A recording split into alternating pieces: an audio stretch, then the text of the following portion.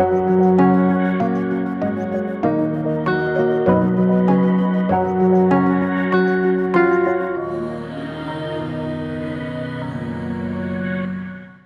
പേര് ഷെറിൻ വിപിൻ. ഞാൻ എറണാകുളം ജില്ലയിലെ കാലടിയിൽ നിന്ന് വരുന്നു. ഞാൻ ഉടമ്പടി എടുത്തത് 2022 ജൂലൈ 4-നാണ്. ഉടമ്പടി എടുക്കാനുണ്ടായ കാരണം എന്ന് വെച്ചിട്ടുണ്ടെങ്കിൽ, എൻ്റെ ബ്രദറിൻ്റെ ഒരു കല്യാണക്കാരിയായിരുന്നു. അവന് 31 വയസ്സായിരുന്നു. നമ്മൾ കല്യാണക്കാര്യം പറയുമ്പോഴെല്ലാം നമ്മളോട് ചാടിക്കടിക്കും. കൂട്ടുകാരുടെ എല്ലാം കല്യാണം കഴിഞ്ഞു. അപ്പോൾ ഞങ്ങൾക്ക് ഭയങ്കര വിഷമമായി. അപ്പോൾ ഇങ്ങനെ ഞാൻ 2018 മുതൽ കൃപാസനത്തെക്കുറിച്ച് യൂട്യൂബിൽ കണ്ട് അറിയുന്നതാണ്. ഞാൻ സൗദിയിൽ നേഴ്സായിട്ട് ജോലി ചെയ്യുകയാണ്. 2018 മുതൽ ഞാൻ പ്രത്യക്ഷീകരണ പ്രാർത്ഥന ഉടമ്പടി എടുക്കാതെ തന്നെ എല്ലാ ദിവസവും ചൊല്ലിക്കൊണ്ടിരിക്കും.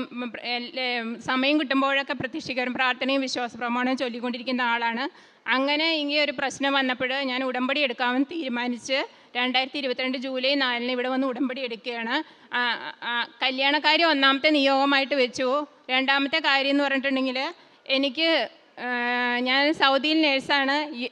കൂട്ടുകാരെല്ലാവരും UK പോകുന്നു. അപ്പോൾ UK പോയി OET ഒന്ന് പഠിക്കാനായിട്ട് എനിക്കിനി വയ്യ. മടി കാരണം കൊണ്ട് ഞാൻ പഠിക്കുന്നില്ല എന്ന് വിചാരിച്ചു. അപ്പോൾ ഞാനിങ്ങനെ എല്ലാവരോടും ഫ്രണ്ട്സിനോടൊക്കെ ചോദിച്ചു, UK പോകുന്നതാണോ നല്ലത് അതെയോ സൗദിയാണോ നല്ലത്? അവർ പറഞ്ഞു UK വരണ്ട, സൗദി തന്നെയാണ് നല്ലത്. എന്നാലും സാലറി കുറച്ച് കുറവായതുകൊണ്ട് ഞാൻ മാതാവിനോട് ഇങ്ങനെ പ്രാർത്ഥിച്ചുകൊണ്ടിരുന്നു, മാതാവേ, UK കിട്ടുന്ന ഒരു സാലറി, ആ സാലറിയിൽ എനിക്ക് സൗദി ലൈസൻസ്, ഈ പ്രോമെട്രിക് എക്സാം വെച്ച് എനിക്ക് കിട്ടണം എന്ന് പ്രാർത്ഥിച്ചുകൊണ്ടിരുന്നു. മൂന്നാമത്തെ ഒരു നിയോഗം എന്ന് പറഞ്ഞാൽ, ഞങ്ങൾക്ക് വീടോ സ്ഥലമോ ഒന്നുമില്ല. ഞങ്ങൾക്ക് ഭാഗ ഉടമ്പടി ചെയ്തിട്ടുമില്ല. അപ്പോൾ വീട് വെക്കാനുള്ള ഒരു കൃപ തരണമെന്ന ഓർത്താണ് ഞാൻ മൂന്നാമത്തെ ഉടമ്പടി വെച്ചത്. നാലാമത്തെ ഉടമ്പടി വെച്ചതെന്ന് പറഞ്ഞാൽ, അത് നാലാമതായി പോയതിൽ എനിക്ക് ഭയങ്കര വിഷമമുണ്ട്. പരിശുദ്ധാത്മാവിന് പറ്റിയ ഒരു വാസസ്ഥലമായി എന്നെ ഒരുക്കുക എന്നുള്ളത്. കാരണം ഞാൻ കുറച്ച് ദേഷ്യപ്പെടും, പിന്നെ കുറച്ച് അഹങ്കാരം എന്ന് പറഞ്ഞാൽ എന്നാലെല്ലാം നടക്കും എന്നുള്ളൊരു ധൈര്യം എനിക്കുണ്ടായിരുന്നു. ആ ധൈര്യം എപ്പോഴാണോ ചോർന്നു പോയത്, അപ്പോഴാണ് ഞാനിവിടെ ഉടമ്പടി എടുക്കാനായിട്ട് തീരുമാനിച്ചത്. അങ്ങനെ ഉടമ്പടി എടുത്തു. ഞാൻ ജൂലൈയിൽ ഉടമ്പടി എടുത്തു. ഓഗസ്റ്റിൽ ഞാൻ സൗദിക്ക് ജോലിക്ക് പോയി. ഓഗസ്റ്റിൽ എൻ്റെ ബ്രദർ സെൻട്രൽ ഗവൺമെൻറ്റിൽ എയർപോർട്ടിൽ ജോലിയാണ്, CSF വിങ്ങിൽ. അപ്പോൾ അവൻ തിരിച്ചു വന്നു. അപ്പം ഞാൻ ഓർത്തു, ഉടമ്പടി എടുത്തതല്ലേ, എന്നാൽ കല്യാണം നടക്കുമായിരിക്കും, കാര്യങ്ങളൊക്കെ ഈസി ആയിട്ട് നടക്കുമെന്ന് ഓർത്തു. അവൻ ഓഗസ്റ്റിൽ വന്നു.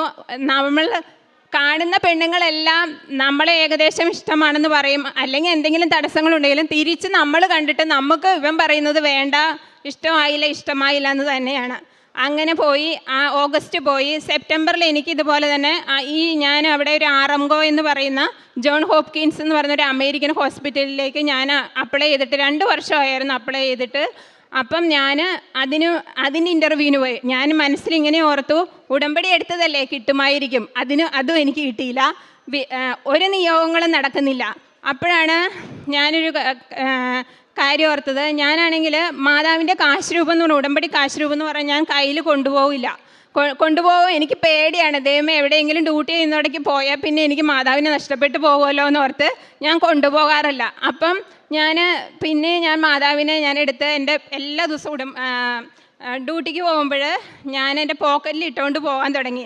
അപ്പോഴാണ് വേറൊരു സംഭവം ഉണ്ടായത്. ഉടമ്പടി എടുത്തെല്ലാം ഈസി ആകുമെന്ന് വിചാരിച്ച എനിക്ക് ഹോസ്പിറ്റലിൽ നിന്ന് കുറേയേറെ പരിഹാസ്യങ്ങൾ എന്ന് പറഞ്ഞാൽ, അവിടെ ഞാൻ 8 വർഷമായിട്ട് ജോലി ചെയ്യുന്നു. ഏറ്റവും നല്ല സ്റ്റാഫായിട്ട് എല്ലാ കൊല്ലവും എന്നെ അവാർഡ് തരും. എന്നെ എല്ലാവരും അപ്രീഷിയേറ്റീവ്. അങ്ങനെ നടക്കുന്ന ഒരു ദിവസം അവിടെ സ്റ്റാഫിൻ്റെ ഷോർട്ടേജാണ്, ഭയങ്കര ഷോർട്ടേജ് എന്ന് പറഞ്ഞാൽ ഭയങ്കര ഷോർട്ടേജാണ്. അപ്പോൾ ഞാൻ ഗൈനിക് ഡിപ്പാർട്ട്മെൻറ്റിലാണ് ജോലി ചെയ്യുന്നത്. ഞാനപ്പോൾ മെഡിക്കൽ ഡയറക്ടറിൻ്റെ അടുത്ത് ചെന്ന് പറഞ്ഞു, ഒരു സ്റ്റാഫിനെയും കൂടെ വേണം.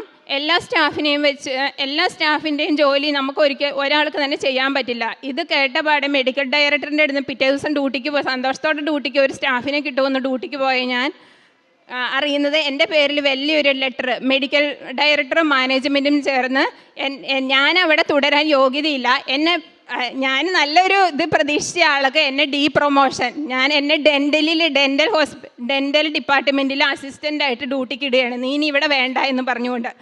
അപ്പോഴാണ് ഞാൻ ബഹുമാനപ്പെട്ട ജോസഫ് അച്ഛൻ്റെ കാര്യം ഓർത്തത്. നമ്മുടെയൊക്കെ ഒരു ഷിഫ്റ്റിംഗ് എന്ന് പറഞ്ഞാൽ ഒരു വിഷമകരമായ ഒരു ഷിഫ്റ്റിംഗ് ഉണ്ടാകുമ്പോൾ നിൻ്റെ ജീവിതത്തിൽ ദൈവം പ്രവർത്തിക്കുമെന്ന ഒരു കാര്യം എനിക്ക് അപ്പോഴാണ് ഓർമ്മ വന്നത്. ഞാൻ ഒന്നും കൂടി ഉടമ്പടി തീക്ഷ്ണമായിട്ട് ഒന്നും കൂടി ചെയ്യാൻ തുടങ്ങി. പ്രത്യക്ഷീകരണ പ്രാർത്ഥന എല്ലാ ദിവസവും ചൊല്ലും, ധ്യാനം കേൾക്കാൻ തുടങ്ങി, ബൈബിൾ കേൾക്കാൻ തുടങ്ങി, മാതാവിനെ കൂടെ എടുക്കാൻ തുടങ്ങി. സമയം കിട്ടുമ്പോഴൊക്കെ പ്രത്യക്ഷീകരണ പ്രാർത്ഥനയും വിശ്വാസ പ്രമാണവും ചൊല്ലാൻ തുടങ്ങി. അപ്പോൾ ഞാൻ ഇങ്ങനെ പ്രാർത്ഥിച്ചു, മാതാവ് എനിക്ക് ഒരു നിയോഗങ്ങളും നടന്നില്ലെങ്കിലും കുഴപ്പമില്ല, സ്വർഗത്തിൻ്റെ ആനുകൂല്യങ്ങളല്ല എനിക്ക് വലുത്, അമ്മയുടെ സാന്നിധ്യം തന്നെയാണ് വലുതെന്ന് പ്രാർത്ഥിച്ചുകൊണ്ടിരുന്നു. ഒരു ദിവസം ഞാൻ ഡ്യൂട്ടിക്കിടയ്ക്ക് ബ്രേക്കിന് ഞാൻ റൂമിൽ പോയപ്പോൾ ഉണ്ട് ഒരു എന്താണ് അതിനെ വിവരിക്കേണ്ടതെന്ന് എനിക്കറിയില്ല, 1000 സ്വർഗീയ പുഷ്പങ്ങൾ നിറഞ്ഞൊരു സുഗന്ധം എനിക്ക് അനുഭവപ്പെടുകയാണ്. റൂം തുറന്നത് ഞാൻ ഞെട്ടിപ്പോയി, ഇതെന്താണ് ഇങ്ങനെയെന്ന് അറിയില്ല. അപ്പോൾ തലേദിവസം എനിക്ക് നടുവേദനയായിട്ട് ഞാൻ യൂക്കാലി തൈലം ഉണ്ടായിരുന്നു, അതെടുത്ത് പുരട്ടിയായിരുന്നു. അപ്പം ഞാൻ ഓർക്കുന്ന യൂക്കാലി തൈലമാണോ, തൈലം എടുത്തുകൊണ്ടുപോയി പുറത്ത് കൊണ്ട് വെച്ചു. അതുപോലെ എല്ലാ സ്പ്രേയുടെ കുപ്പികളൊക്കെ തുറന്നു നോക്കി, ഒരു സ്പ്രേയുടെ കുപ്പിയല്ല, ഭയങ്കര അത് ഇന്ന് ഞാൻ ആ സുഗന്ധം എന്താണെന്ന് എനിക്ക് പറയാൻ പറ്റില്ല. അത്രയും സ്വർഗീയ പുഷ്പങ്ങൾ നിറഞ്ഞ സുഗന്ധത്തോടു കൂടി എല്ലാ ദിവസവും പച്ചത്തിരി കത്തിക്കുമ്പോൾ മാതാവിൻ്റെ സുഗന്ധം എനിക്ക് മാത്രമല്ല, ഞാൻ എല്ലാവരെയും വിളിച്ച് എൻ്റെ ഹോസ്റ്റലിലെ സ്റ്റാഫിനെയൊക്കെ വിളിച്ച് കാണിക്കും, അവർക്കൊക്കെ അനുഭവപ്പെടാൻ തുടങ്ങി. ഒരു സ്വർഗീയ സുഗന്ധത്തോടു കൂടി മാതാവ് എൻ്റെ അടുത്ത് വന്നു. അതിൽ പിന്നെ കാര്യങ്ങളൊക്കെ ഈസി ആയിരുന്നു, വല്ലാത്തൊരു ധൈര്യം തന്നു.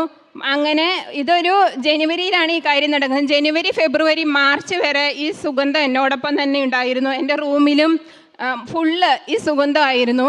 മാർച്ച് ഒരു 12 ആയപ്പം എൻ്റെ മനസ്സിലിങ്ങനെ മാതാവ് പറഞ്ഞു, നീ ബ്രദറിൻ്റെ ഫോട്ടോ എടുത്തിട്ട് അതിൽ വിശുദ്ധ തൈലം തേച്ച് 7 ദിവസം പ്രാർത്ഥിക്കുക, 7ാമത്തെ ദിവസം വിശ്വാസ പ്രമാണം ചൊല്ലി പ്രാർത്ഥിക്കുക, 7ാമത്തെ ദിവസം കല്യാണം ഉറച്ചിരിക്കുന്നത് എൻ്റെ മനസ്സിലിങ്ങനെ തോന്നുകയാണ്.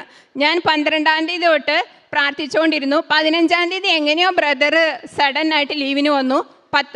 17-ാം തീയതി ഞങ്ങളൊരു പെൺകുട്ടിയെ പോയി കണ്ടു. ദൈവകൃപയാൽ അവനത് ഇഷ്ടമായി. 19-ാം തീയതി കല്യാണം ഉറച്ചു. കറക്റ്റ് 7 ദിവസം കൊണ്ട് കല്യാണം ഉറച്ചു.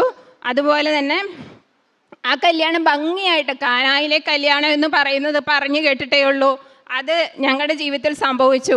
വെക്കേഷൻ ടൈമായിരുന്നതുകൊണ്ട് ഞങ്ങൾ 500 പേരാണ് വെച്ചത്. എന്നാലും 100 പേരുടെ കൂടുതൽ സദ്യ ഞങ്ങൾ പറഞ്ഞിരുന്നു സാധനങ്ങളൊക്കെ. പക്ഷേ 600 അല്ല 700 പേരും അത് കഴിച്ചു. കാനായിലെ കല്യാണം പോലെ അത് നടന്നു. അപ്പം ഞാൻ മാതാവിനോട് പിന്നെ മാതാവേ, ജോലിയുടെ കാര്യം ശരിയായില്ലല്ലോ. കറക്റ്റ് മാർച്ച് 25-ന് എനിക്ക് ഓഫർ ലെറ്റർ വന്നു. അതിൻ്റെ വിസ പ്രോസസ്സിങ് അമേരിക്കൻ ഹോസ്പിറ്റലിലേക്ക് എനിക്ക് ആദ്യം കിട്ടിയിരുന്നതിനെക്കാട്ടിലും UK കിട്ടുന്നതിനെക്കാട്ടിലും കൂടുതൽ സാലറി. എനിക്ക് ഒരിക്കലും അതിനുള്ള യോഗ്യതയില്ല. മാതാവിൻ്റെ ഈശോയുടെ ഒരു വലിയ കൃപ കൊണ്ട് നാളെ കഴിഞ്ഞ് ഞാൻ അമേരിക്കൻ ഹോസ്പിറ്റലിൽ ആറംഗോ ജോൺ ഹോപ്കിൻസ് എന്ന ഹോസ്പിറ്റലിലേക്ക് ഞാൻ ജോലിക്ക് പോവുകയാണ്. അതേപോലെ വീട് സ്ഥലത്തിൻ്റെ കാര്യം, ഞങ്ങൾക്ക് വീട് സ്ഥലം ഒന്നും ഉണ്ടായിരുന്നില്ല, ഭാഗ ഉടമ്പടി ചെയ്തിട്ടുണ്ടായിരുന്നില്ല. എങ്ങനെയാണെന്ന് അറിയത്തില്ല. ആകെ 16 സെൻറ്റ് സ്ഥലമാണുള്ളത്. അതിലൊരു വീട് നീളത്തിൽ കിടക്കുന്നു, ഒരു വീട് കുറുകെ കിടക്കുന്നു. ബാക്കി 3 ചേട്ടനനിയന്മാരാണ്. ഇവർക്ക് ഇങ്ങനെ 2 വീടുണ്ട്.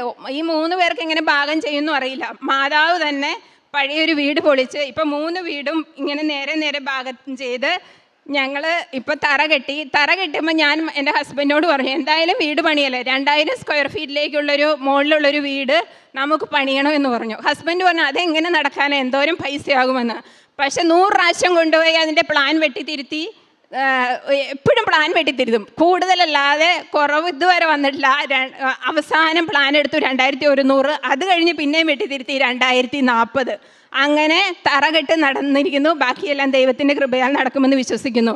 പക്ഷേ ഇതിലെ ഏറ്റവും വലിയ കാര്യം എന്ന് പറഞ്ഞാൽ, ഞാൻ 4ാമതാണ് പരിശുദ്ധാത്മാവിന് പറ്റിയൊരു വാസസ്ഥലമായി എന്നെ ഒരുക്കണമെന്ന് വെച്ചത്. അതായിരുന്നു ദൈവം ഏറ്റവും ആദ്യം എൻ്റെ ജീവിതത്തിൽ പരിശുദ്ധാമ്മ ഈശോയും ചെയ്ത വലിയൊരു അനുഗ്രഹമായിട്ട് എനിക്ക് അതാണ് ആദ്യം സാധിച്ചു തന്നത്. ബാക്കിയെല്ലാം പുറകെ നടന്ന കാര്യങ്ങളാണ്.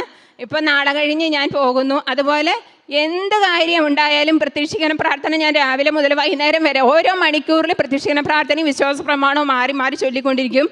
ജീവിക്കുന്ന ഒരു ദൈവം കൂടെ ഉണ്ടെന്ന് ഞാൻ അറിഞ്ഞത് കൃപാസനം അറിഞ്ഞ പിന്നെയാണ്. ഞാൻ എപ്പോഴും വിചാരിക്കും, കൃപാസനം ഇല്ലെങ്കിൽ ഞാൻ എൻ്റെ കുടുംബമോ ഇന്ന് എങ്ങനെയാവുമോ എന്ന് എനിക്കറിയില്ലെന്ന് ഞാൻ എപ്പോഴും ഓർക്കാറുണ്ട്. ഇത്രയും വലിയ അനുഗ്രഹങ്ങൾ തന്ന ഈശോയ്ക്കും മാതാവിനും 1000 നന്ദി. ഇനിയും ജീവിതകാലം മൊത്തം മാതാവിൻ്റെ അടുത്ത് വരും എന്ന് ഞാനിവിടെ അമ്മയുടെ മുമ്പിൽ ഞാൻ പറയുകയാണ്. എല്ലാത്തിനും മാതാവിനും ഈശോയ്ക്കും 1000 നന്ദി.